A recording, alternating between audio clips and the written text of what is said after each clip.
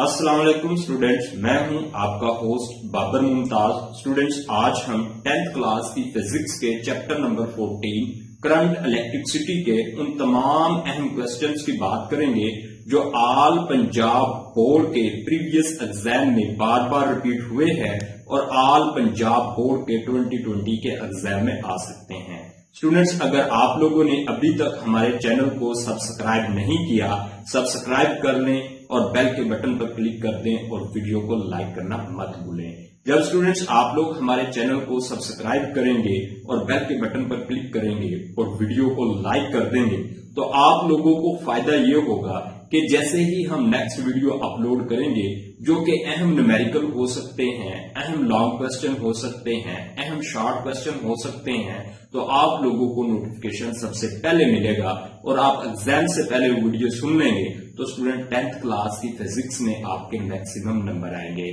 Students, अब बात करते हैं अपने आज के टॉपिक की। आज का टॉपिक है करंट इलेक्ट्रिसिटी और करंट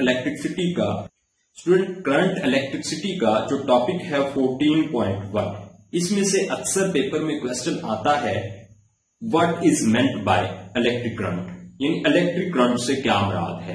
तो इसके जवाब में स्टूडेंट्स आप लोगों ने लिखना है किसी क्रॉस सेक्शनल एरिया में से चार्जेस के बहाव की शरह को इलेक्ट्रिक करंट कहते हैं। और इलेक्ट्रिक करंट का हिसाबी फार्मूला स्टूडेंट्स आप लोगों ने याद कर लेना है कि करंट बराबर होता है चार्ज ओवर वक्त। स्टूडेंट, चार्ज को क्यू से रिप्रेजेंट किया जाता है और वक्त को टी से। अब चार्ज को मेजर करने का जो यूनिट होता है वो कूलम होता है और वक्त को मापने का जो यूनिट होता है सेकंड। तो लिहाजा इलेक्ट्रिक करंट जो होगा उसका एसआई यूनिट होगा कूलम फी सेकंड। कूलम फी सेकंड को एम्पेयर बोलते हैं और जो इलेक्ट्रिक करंट है उसका एसआई यूनिट होगा एम्पेयर। अब ये एम्पेयर है स्टूडेंट्स, ये एक एम्पेयर से क्या मुराद है। स्टूडेंट, अगर किसी क्रॉस सेक्शनल एरिया में से एक कूलम चार्ज 1 सेकंड में गुजरे तो फिर उसमें से गुजरने वाले करंट की मकदार 1 एम्पेयर होगी। स्टूडेंट, आप इस बात को इस तरह से समझते हैं, हम जानते हैं कि electric current I is equal to charge over time. तो यानी अगर 1 कूलम चार्ज 1 सेकंड में किसी क्रॉस सेक्शनल एरिया में से गुजरे तो इसके में से गुजरने वाले करंट की मकदार 1 कूलम फी सेकंड या फिर 1 एम्पेयर होगी। उसके बाद स्टूडेंट एम्पेयर जो है वो बड़ा यूनिट है और इसके छोटे यूनिट जो है मिली एम्पेयर और माइक्रो एम्पेयर होते हैं। 1 मिली एम्पेयर 10 की पावर -3 एम्पेयर के बराबर होता है और 1 माइक्रो एम्पेयर जो है 10 की पावर -6 एम्पेयर के बराबर होता है। उसके बाद है स्टूडेंट कन्वेंशनल करंट। तो अक्सर पेपर में क्वेश्चन आता है कि what is meant by conventional current, यानी कन्वेंशनल करंट से क्या मुराद है। तो स्टूडेंट, इसके जवाब में आप लोगों ने लिखना है कि वो करंट जो पॉजिटिव चार्जेस की मोशन की वजह से बैटरी के पॉजिटिव टर्मिनल से नेगेटिव टर्मिनल की तरफ बहता है उसे कन्वेंशनल करंट कहते हैं। उसके बाद स्टूडेंट अक्सर पेपर में क्वेश्चन आता है कि करंट की पैमाइश करने के लिए जो मीटर इस्तेमाल होते हैं वो कितनी किस्म के हैं जो आपके कोर्स में शामिल किए गए हैं। तो स्टूडेंट, उनकी 2 किस्में हैं। आप लोगों को इन दोनों किस्मों के नाम आने चाहिए। एक है गलवानोमीटर और दूसरी है एमीटर। अब स्टूडेंट, अगर पेपर में क्वेश्चन आ जाए कि व्हाट इज मेंट बाय गलानोमीटर तो इसके जवाब में आपने लिखना है कि ये बहुत हसास आला है और किसी वायर में से बहुत कम यानी चंद मिली एम्पेयर करंट की मौजूदगी से ही इसकी पूरी डायल जो है डिफ्लेक्ट कर जाती है। तो इसका मतलब ये है कि ये चार्ज सिर्फ ये जो है किसी भी वायर में से गुजरने वाले करंट की निशानदेही करने के लिए इस्तेमाल होता है। उसके बाद स्टूडेंट्स एमीटर जो है वो गलवानोमीटर में तब्दीली करके बनाया जाता है। और ये स्टूडेंट्स आपने पॉइंट याद रखना है कि एमीटर जो है कम से कम 1 एम्पेयर और ज्यादा से ज्यादा 10 एम्पेयर तक के करंट की पैमाइश बिल्कुल दुरुस्त कर सकता है। उसके बाद स्टूडेंट टॉपिक है 14.2 टॉपिक है पोटेंशियल डिफरेंस। और अक्सर पेपर में क्वेश्चन आता है कि what is meant by potential difference, यानी पोटेंशियल डिफरेंस से क्या मुराद है। तो इसके जवाब में आपने लिखना है, जब सर्किट में चार्जेस का बहाव होता है तो कंडक्टर के दोनों सिरों के दरमियान मौजूद पोटेंशियल डिफरेंस इलेक्ट्रिकल एनर्जी को दूसरी हालतों में सर्व करने का बाहिस बनता है। अब स्टूडेंट इस बात को आप इस डायग्राम से समझें कि जिस तरह से देखें, एक सिरा ये ए है इस कंडक्टर का और दूसरा सिरा बी है इस कंडक्टर का। अब इन दोनों सिरों के दरमियान पोटेंशियल डिफरेंस है और ये पोटेंशियल डिफरेंस जो है एनर्जी की दूसरी हालतों में सर्व करने का बायस बनता है। यानी जैसे ही इस कंडक्टर में से करंट गुजरता है तो स्टूडेंट्स ये हीट पकड़ जाती है, यानी गर्म हो जाती है। तो ये स्टूडेंट इलेक्ट्रिकल एनर्जी जो थी वो किसमें, चार्जेस की मोशन जो थी वो इस कंडक्टर की हीट का बायस बना। स्टूडेंट्स बात करते हैं नेक्स्ट टॉपिक की। नेक्स्ट टॉपिक है 14.3। 14.3 इलेक्ट्रोमोटिव फोर्स। स्टूडेंट अक्सर पेपर में क्वेश्चन आता है कि what is meant by EMF, यानी ईएमएफ से क्या मुराद है। तो इसके जवाब में आपने लिखना है कि वो एनर्जी है, ईएमएफ वो एनर्जी है जो किसी बंद सर्किट में से पॉजिटिव चार्जेस को गुजरने के लिए बैटरी मुहैया करती है। उसके बाद स्टूडेंट इसका जो आपने हिसाबी फार्मूला जो है वो भी याद रखना है कि ईएमएफ बराबर है एनर्जी ओवर चार्ज। एनर्जी को W से जाहिर किया जाता है और चार्ज को Q से। उसके बाद स्टूडेंट एनर्जी का यूनिट होता है जूल और चार्ज का यूनिट होता है कूलम।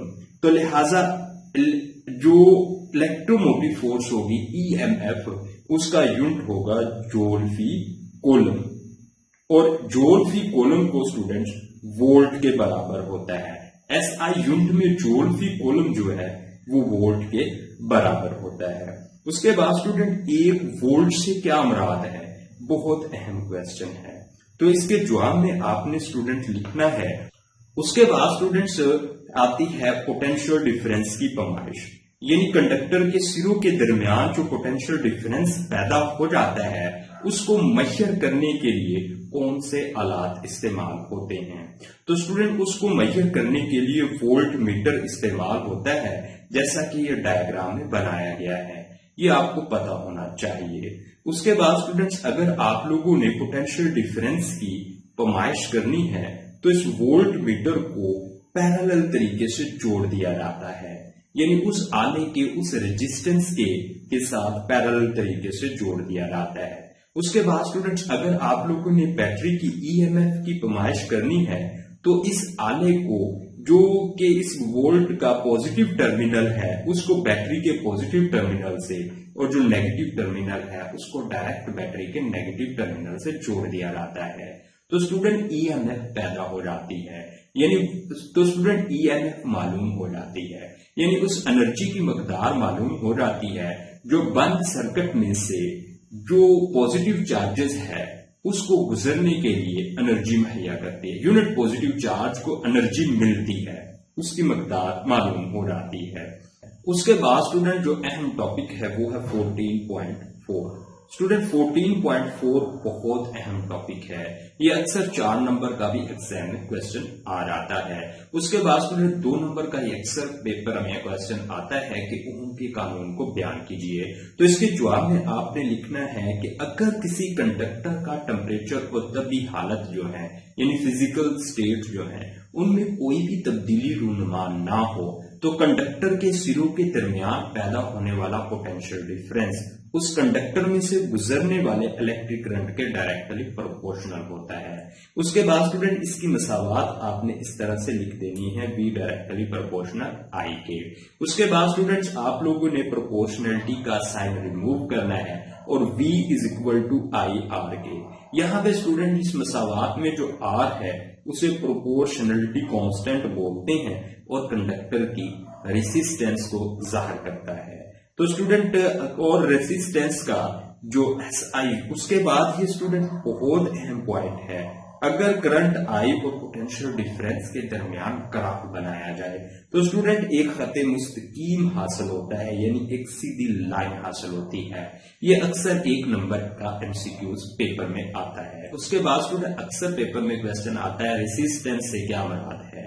तो रेसिस्टेंस के जवाब में आपने लिखना है कि ये किसी मटेरियल की ऐसी खासियत होती है जो इलेक्ट्रिक करंट के बहाव में मज़ाहमत पेश करती है। उसके बाद स्टूडेंट रेजिस्टेंस को मेजर करने के लिए जो एसआई यूनिट इस्तेमाल होता है उसको स्टूडेंट्स ओहम बोलते हैं। और पेपर में क्वेश्चन अक्सर आता है कि 1 ओहम से क्या मुराद है। तो इसके जवाब में आप लोगों ने लिखना है कि अगर किसी कंडक्टर के सिरों के दरमियान पैदा होने वाला पोटेंशियल डिफरेंस 1 वोल्ट हो और उसमें से गुजरने वाले करंट की मकदार 1 एम्पेयर हो तो उस मटेरियल की रेजिस्टेंस जो है वो 1 ओम होगी। उसके बाद स्टूडेंट आपने एग्जाम्पल नंबर 14.2 का हल जान लेना है। एग्जाम्पल नंबर 14 आपको एग्जाम में 2 नंबर दिला सकती है। उसके बाद स्टूडेंट 14.5 बहुत अहम है। ओहमिक और नॉन ओहमिक कंडक्टर में फर्क बयान कीजिए। तो ये अक्सर पेपर में क्वेश्चन 2 नंबर का भी आता है और 4 नंबर का भी आ जाता है। तो इसके जवाब में आपने लिखना है वो मटेरियल जो ओहम के कानून की तस्दीक करता है और वोल्टेज की वसी हदूद से इसकी रेजिस्टेंस कांस्टेंट रहती है तो उसको ओहमिक कंडक्टर कहते हैं। उसके बाद स्टूडेंट नॉन ओहमिक कंडक्टर या मटेरियल से क्या मुराद है। वो वाले मटेरियल्स जो ओहम के कानून की तस्दीक नहीं करते और वोल्टेज की या करंट के साथ जो है इनकी रेजिस्टेंस जो है तब्दील होती रहती है, उसको नॉन ओहमिक जो है मटेरियल्स कहते हैं। उसके बाद स्टूडेंट से नेक्स्ट नंबर आपको कब मिलेगा, जब आप लोग इसका ग्राफ बनाएंगे। तो स्टूडेंट यहाँ पे ये ओहमिक कंडक्टर का जो है वो ग्राफ बना हुआ है। इसमें साफ बात जाहिर हो रही है कि करंट से में जैसे जैसे इजाफा हो रहा है बिल्कुल उसी निस्बत से वोल्टेज में भी इजाफा हो रहा है। उसके बाद स्टूडेंट्स जो रेजिस्टेंस है उसमें स्टूडेंट्स कमी या ज्यादती नहीं होती, यानी वो कांस्टेंट रहती है। उसके बाद नॉन ओहमिक मटेरियल्स में अगर ग्राफ बनाए तो स्टूडेंट नॉन ओहमिक मटेरियल में करंट और वोल्टेज के दरमियान अगर ग्राफ बनाए तो वो सीधी लाइन नहीं बनता। वो स्टूडेंट सीधी लाइन इसलिए नहीं बनता क्योंकि जैसे ही स्टूडेंट्स हम करंट की मकदार बढ़ाते हैं तो वोल्टेज जो है वो उसी निस्बत से नहीं बढ़ता। तो लिहाजा ये कंडक्टर के जो ओहमिक नॉन ओहमिक मटेरियल जो है इसकी खासियत को पूरा नहीं करता। उसके बाद स्टूडेंट्स 14.6 जो है वो है रेजिस्टेंस। रेजिस्टेंस पर असर अंदाज होने वाले अवामिल। स्टूडेंट रेजिस्टेंस पर असर अंदाज होने वाले अवामिल 2 हैं। नंबर 1 तार की लेंथ। स्टूडेंट तार की जो लंबाई होती है वो किसी रेजिस्टेंस तार की लंबाई रेजिस्टेंस आर के स्टूडेंट डायरेक्टली प्रोपोर्शनल होती है, यानी किसी तार की जितनी ज्यादा लंबाई होगी वो उतनी ही ज्यादा करंट के आगे रुकावट पेश करेगा। उसके बाद स्टूडेंट नेक्स्ट जो है तार की जो उसके बाद जो रेजिस्टेंस होती है वो किसी तार के क्रॉस सेक्शनल एरिया के इनवर्सली प्रोपोर्शनल होती है। यानी स्टूडेंट इसका मतलब ये है कि अगर किसी तार का क्रॉस सेक्शनल एरिया ज्यादा होगा तो वो रेजिस्टेंस कम पेश करेगा और अगर उसका क्रॉस सेक्शनल एरिया कम है तो वो रेजिस्टेंस ज्यादा पेश करेगा। उसके बाद स्टूडेंट इन दोनों मुसावात को आपने इकट्ठा कर लेना है। उसके बाद यहां से जो इस मुसावात में ये रो की अलामत इस्तेमाल हुई है ये कांस्टेंट ऑफ प्रोपोर्शनलिटी है और इसको स्पेसिफिक रेजिस्टेंस कहते हैं और इसकी अहमियत का इन्हसार जो है वो कंडक्टर की माहियत पर होता है। उसके बाद स्टूडेंट्स जो टॉपिक है वो है 14.7। स्टूडेंट 14.7 टॉपिक है क्या है कंडक्टर। और यहां से अक्सर पेपर में क्वेश्चन आता है कि कंडक्टर जो है वो इलेक्ट्रिसिटी के अच्छे कंडक्टर क्यों माने जाते हैं या कंडक्टर जो है वो इलेक्ट्रिसिटी के अच्छे मोसल क्यों हैं। तो इसके जवाब में आपने लिखना है क्योंकि कंडक्टर के पास जो होते आजाद इलेक्ट्रॉन्स होते हैं इसलिए वो आसानी से इलेक्ट्रिसिटी को गुजरने देते हैं। उसके बाद स्टूडेंट्स आप लोगों को कुछ कंडक्टर के नाम भी आने चाहिए, जिस तरह से आयरन कंडक्टर है, सोना कंडक्टर है, चांदी कंडक्टर है, यानी जो धातें होती हैं स्टूडेंट जिनको मेटल बोला जाता है, वो तमाम की तमाम कंडक्टर होती हैं। उसके बाद इंसुलेटर स्टूडेंट, इंसुलेटर ऐसे मटेरियल होते हैं जिनके पास आजाद इलेक्ट्रॉन नहीं होते और वो इलेक्ट्रिसिटी और हरारत के अच्छे कांटेक्ट नहीं करते, यानी अच्छे मौसम नहीं होते। उसके बाद इनकी मिसाल आपने याद रखनी है लकड़ी, प्लास्टिक वगैरह। उसके बाद स्टूडेंट ये बहुत अहम आर्टिकल है और ये 4 नंबर का अक्सर पेपर में आता है। तो स्टूडेंट हमारी नेक्स्ट वीडियो जो है इन अहम आर्टिकल को अखज करने वाली होगी, यानी इनमें हम स्टूडेंट्स आप लोगों को सिंपल वे बताएंगे कि किस तरह से आप लोग किसी आर्टिकल को अखज करेंगे और अखज करने के बाद जो उसमें से 4 नंबर हासिल कर सकते हैं। तो स्टूडेंट वो वीडियो आप लोगों को उस वक्त मिलेगी जब आप लोग हमारे चैनल को सब्सक्राइब कर देंगे और बेल के बटन पर क्लिक कर देंगे और वीडियो को लाइक कर देंगे। तो चलें स्टूडेंट्स अब देखते हैं नेक्स्ट अहम क्वेश्चन जो है। वो नेक्स्ट अहम क्वेश्चन है सीरीज सर्किट की मसावी रेजिस्टेंस मालूम करें। ये भी कुछ स्टूडेंट 4 नंबर का अक्सर पेपर में क्वेश्चन आता है और इसको भी स्टूडेंट्स हम ड्राइव करेंगे अपनी नेक्स्ट वीडियो में। स्टूडेंट अक्सर पेपर में क्वेश्चन आता है रेजिस्टेंस के पैरेलल जोड़ की खसूसियात बयान कीजिए। स्टूडेंट 4 नंबर का आपको पेपर में क्वेश्चन आ सकता है। उसके बाद स्टूडेंट नेक्स्ट जो है वो है सीरीज जोड़। तो सीरीज जोड़ की खसूसियात बयान कीजिए, बहुत अहम आर्टिकल है। तो स्टूडेंट्स आप लोगों ने ये दोनों आर्टिकल अच्छे तरीके से कर लेने हैं। एग्जाम में इन 2 आर्टिकल में से कोई एक आर्टिकल आपको पेपर में जरूर आएगा। तो स्टूडेंट हम दोनों आर्टिकल्स की वीडियो बना के अपलोड करेंगे और वो वीडियो आप लोगों को उसी वक्त मिलेगी जब आप लोग हमारे चैनल को सब्सक्राइब कर लेंगे। अब स्टूडेंट नेक्स्ट टॉपिक है 14.10। 14.10 जो टॉपिक है वो है इलेक्ट्रिकल एनर्जी और जोड़ का कानून। स्टूडेंट इलेक्ट्रिकल एनर्जी और जोड़ के कानून से अक्सर पेपर में क्वेश्चन आता है 4 नंबर का। तो इसके जवाब में आपने लिखना है, फर्ज करें 2 निकात के दरमियान जो पोटेंशियल डिफरेंस है वो P वोल्ट है और अगर इन निकात के दरमियान एक कॉलम चार्ज बह रहा हो तो इनकी मुहैया करदा एनर्जी वोल्ट होगी। लिहाजा जब क्यू कॉलम चार्ज इन 2 निकात के दरमियान हो तो क्यू वी जो है वो एनर्जी हासिल होगी और इसको डब्ल्यू से जाहिर किया जाता है। उसके बाद स्टूडेंट ये 4 नंबर का आर्टिकल एग्जाम में आ सकता है। तो आपने इसके जवाब में लिखना है, यहां से आपने शुरू करना है कि फर्ज करें।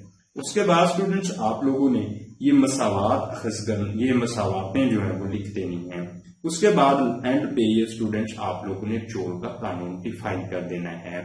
तो स्टूडेंट ये एग्जाम में आप इस तरह से करेंगे तो 4 में से 4 नंबर आपको मिल सकते हैं। उसके बाद स्टूडेंट देखते हैं नेक्स्ट। स्टूडेंट अक्सर पेपर में क्वेश्चन आता है what is meant by electric power. तो इसके जवाब में आपने लिखना है इकाई वक्त में इलेक्ट्रिक करंट से हासिल शुदा एनर्जी को इलेक्ट्रिकल पावर कहते हैं। उसके बाद इसका हिसाबी फार्मूला स्टूडेंट्स आप लोगों ने लिखना है कि इलेक्ट्रिकल पावर बराबर है W आवर T के। स्टूडेंट इलेक्ट्रिकल एनर्जी आवर वक्त के। उसके बाद स्टूडेंट ये मसावातें भी आपने अच्छे तरीके से सीख लेनी है। उसके बाद स्टूडेंट देखते हैं नेक्स्ट जो है। स्टूडेंट नेक्स्ट है किलोवाट आवर। तो स्टूडेंट किलोवाट आवर में एनर्जी कन्वर्ट करने का फार्मूला आप लोगों को आना चाहिए। ये स्टूडेंट्स आप लोगों ने फार्मूला अच्छे तरीके से देख लेना है। उसके बाद स्टूडेंट अक्सर पेपर में क्वेश्चन आता है कि डायरेक्ट करंट और अल्टरनेटिव करंट में फर्क बयान कीजिए, यानी 14.12 टॉपिक। उसके बाद स्टूडेंट्स आप लोगों ने लिखना है कि वो करंट जो अपनी सिमत को बार बार तब्दील नहीं करता उसको डायरेक्ट करंट कहते हैं और वो वाला करंट जो अपनी सिमत को बार बार तब्दील करता है उसको अल्टरनेटिव करंट बोलते हैं। उसके बाद स्टूडेंट हाउस वायरिंग में 3 तरह की तारें इस्तेमाल होती हैं। उन तीनों तारों के बारे में स्टूडेंट्स आप लोगों को इल्म होना चाहिए कि कौन सी लाइव वायर होती है और कौन सी न्यूट्रल होती है और अर्थ वायर का क्या मतलब है। उसके बाद स्टूडेंट इस टॉपिक में से जो अहम क्वेश्चन है वो इलेक्ट्रिसिटी के खतरात। इलेक्ट्रिसिटी के खतरात वाला क्वेश्चन 4 नंबर का एग्जाम में आ जाता है।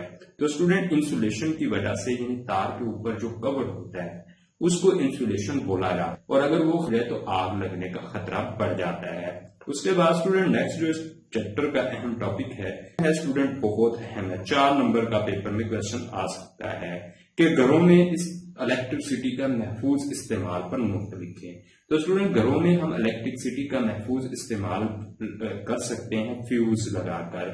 स्टूडेंट फ्यूज से क्या मुराद है, ये 2 नंबर का भी पेपर में क्वेश्चन आता है। उसके बाद फ्यूज की रेंज लिखें स्टूडेंट, ये भी क्वेश्चन अक्सर पेपर में आता है। उसके बाद students circuit breaker, student circuit breaker पर नोट लिखें, ये आपको अच्छे तरीके से याद होना चाहिए, ये बहुत अहम टॉपिक है। स्टूडेंट अर्थ वायर से क्या मुराद है, ये स्टूडेंट्स आप लोगों ने अच्छे तरीके से कर लेना, एग्जाम में 4 नंबर दिला सकता है। उसके बाद स्टूडेंट जो क्वेश्चन अक्सर साइज में स्टूडेंट्स ये एमसीक्यूज हैं, और एमसीक्यूज की तादाद जो है स्टूडेंट्स, एमसीक्यूज अगर आप लोग कर लेंगे तो इस चैप्टर में से जो इक्का दुक्का एमसीक्यूज आना है वो स्टूडेंट्स आप ऑब्जेक्टिव टाइप के पेपर में कर सकते हैं। तो इनको स्टूडेंट्स आप लोगों ने अच्छे तरीके से कर लेना है। तो स्टूडेंट्स अगर आप लोगों ने अभी तक हमारे चैनल को सब्सक्राइब नहीं किया, सब्सक्राइब कर लें और बेल के बटन पर क्लिक कर दें। इसका फायदा ये होगा कि जैसे ही हम नेक्स्ट वीडियो अपलोड करेंगे जो कि इस चैप्टर के अहम आर्टिकल होंगे, यानी मसावात अखज करने वाली होंगी, और वो एग्जाम में आके आपको 4 नंबर दिला सकते हैं, और न्यूमेरिकल भी स्टूडेंट्स हम इस चैप्टर के अपलोड करेंगे। तो आप लोगों को वीडियो उसी वक्त मिलेगी जब आप लोग हमारे चैनल को सब्सक्राइब कर लेंगे और बेल के बटन पर क्लिक कर देंगे और वीडियो को लाइक कर देंगे। Student thank you for watching, अपना ख्याल रखें। ओके, अल्लाह हाफिज, बाय बाय।